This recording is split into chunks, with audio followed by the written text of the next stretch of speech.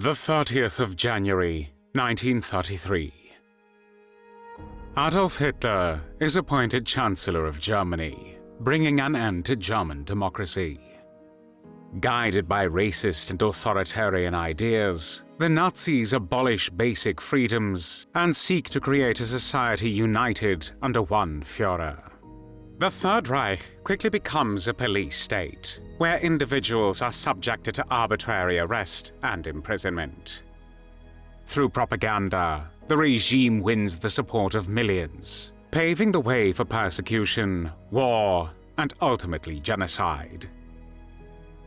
But this system does not function on ideology alone. It is sustained by industry, by production, and by men willing to profit from it.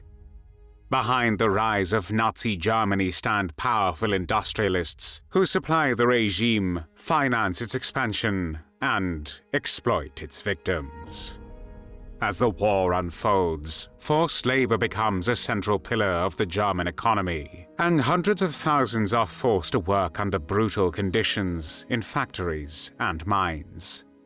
Among those who benefit most is a man who is one of the largest financial supporters of the Nazi regime and one of the richest people not only in the Third Reich, but in the world. His name is Friedrich Flick.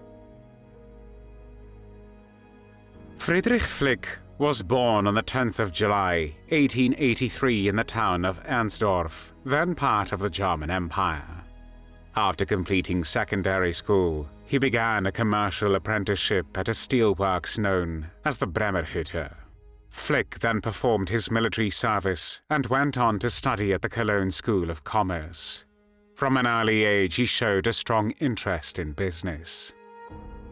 Flick spent his time studying company balance sheets and became one of the first students to study not only business administration but also economics. Among his teachers was Eugen Schmallenbach, a leading figure in the field and the developer of dynamic balance theory. After graduating in 1906 with a degree in business administration, Flick returned to the Bremerhütte, where he began his professional career. In the May of 1913, he married Marie Schuss, and the marriage produced 3 sons. Flick's rise began in 1915, when he became a board member at the Charlottenhütte Steelworks in the town of Niederschelden in West Germany, where he gradually acquired shares in the company.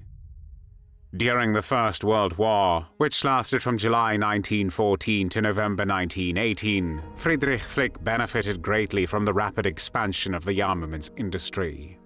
As demand for coal and steel surged, his company grew into a highly profitable enterprise.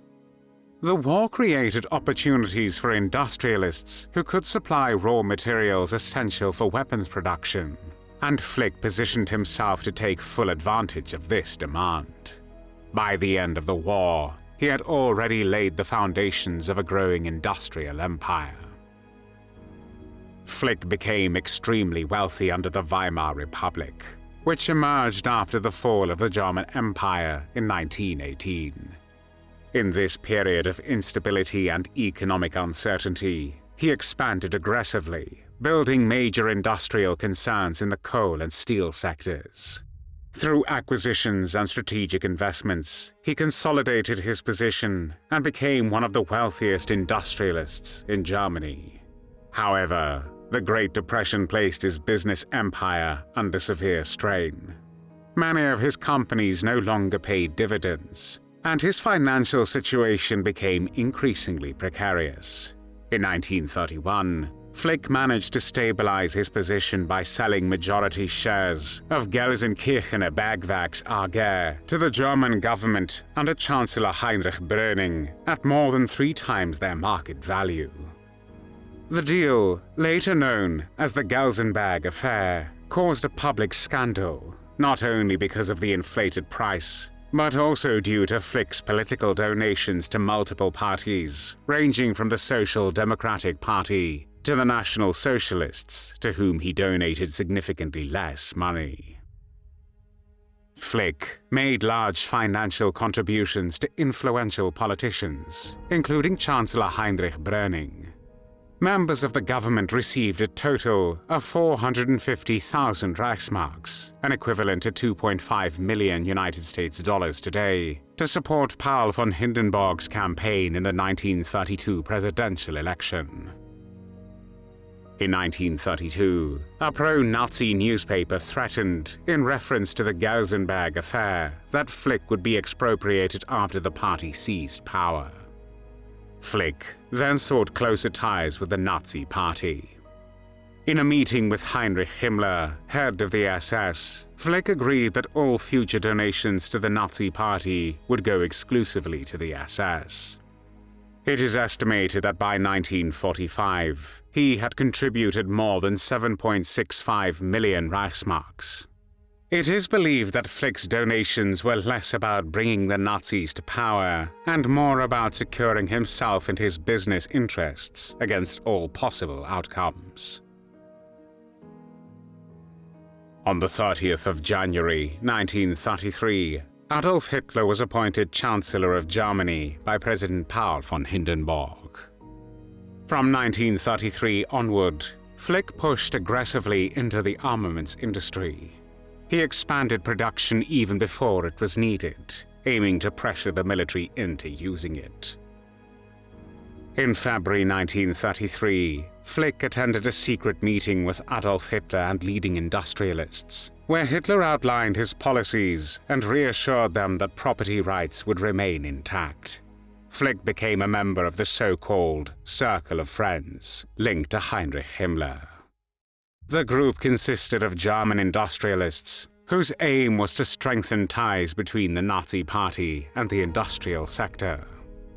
Flick was also made a member of the Academy for German Law, an organization tasked with implementing the Nazi program in the fields of law and economics, and funded by industrialists.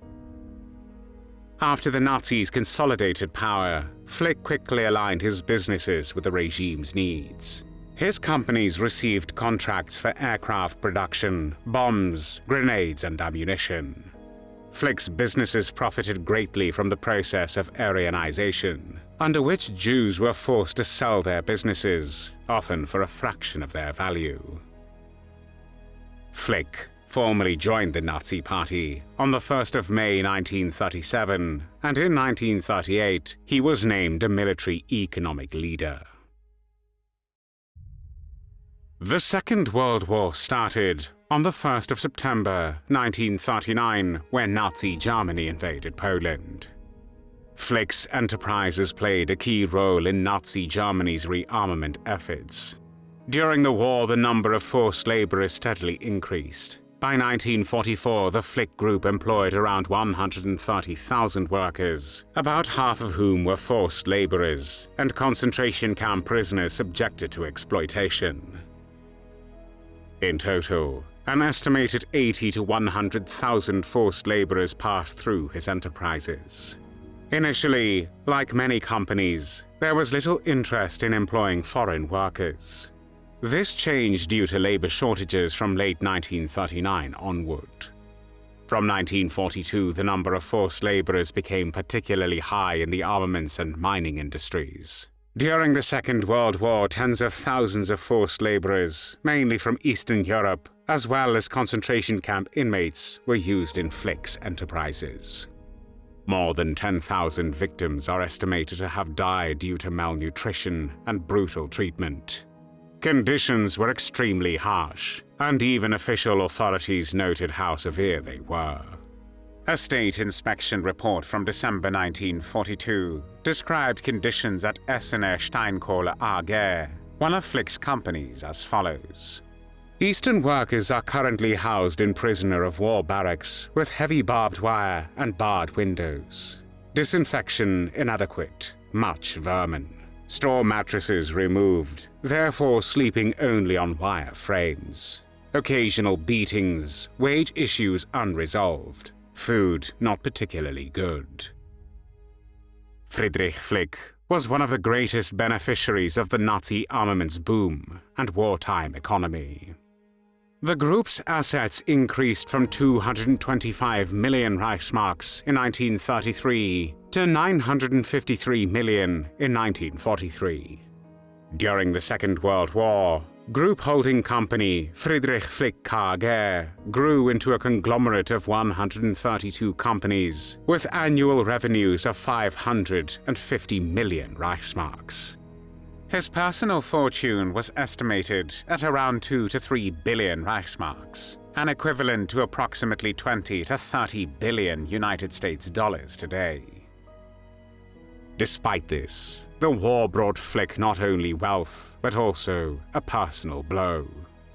During Operation Barbarossa, the German invasion of the Soviet Union, German army officer and his middle son, Rudolf Flick, died in Ukraine on the 28th of June, 1941, at the age of 21 or 22. The Second World War ended on the 8th of May, 1945. After the war, the 61-year-old Flick was arrested on the 13th of June 1945 and put on trial for war crimes on the 19th of April 1947. His case, known as the Flick trial, was one of the 12 subsequent Nuremberg trials which targeted the military, political, and economic leadership of Nazi Germany. Flick stood trial alongside 5 other senior directors from his group of companies. The charges focused on the use of forced labor and the plundering of occupied territories. Flick and one of his top executives, Otto Steinbrink, were also accused because of their membership in the Circle of Friends, whose members donated around 1 million Reichsmarks each year to a special account controlled by Himmler. Flick refused to admit any guilt. He insisted, saying, "Nothing will convince us that we are war criminals." Despite this, he was found guilty of war crimes and crimes against humanity, and on the 22nd of December, 1947, the International Military Tribunal sentenced him to 7 years in prison.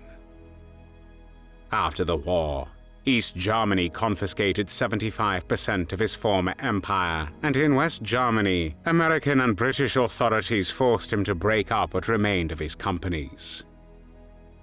Flick was released from Landsberg prison in August 1950. During his time in prison, he had already begun planning his return. Known for avoiding public attention, he left the prison in a large red Mercedes, shouting at reporters, "Get out of here! I do not want to have anything to do with you." Once released, he immediately set about rebuilding what was left of his coal and steel empire. By the 1950s, Friedrich Flick had once again become one of the richest men in West Germany. He soon became the largest shareholder in Daimler-Benz, today's Mercedes-Benz Group, and held major stakes in companies such as Feldmüller, Dynamit Nobel, Buderus, and Krauss Maffei. By 1955, he controlled around 100 companies with a total turnover of approximately 8 billion Deutsche Marks. By the late 1960s, Flick was widely regarded as the richest man in Germany.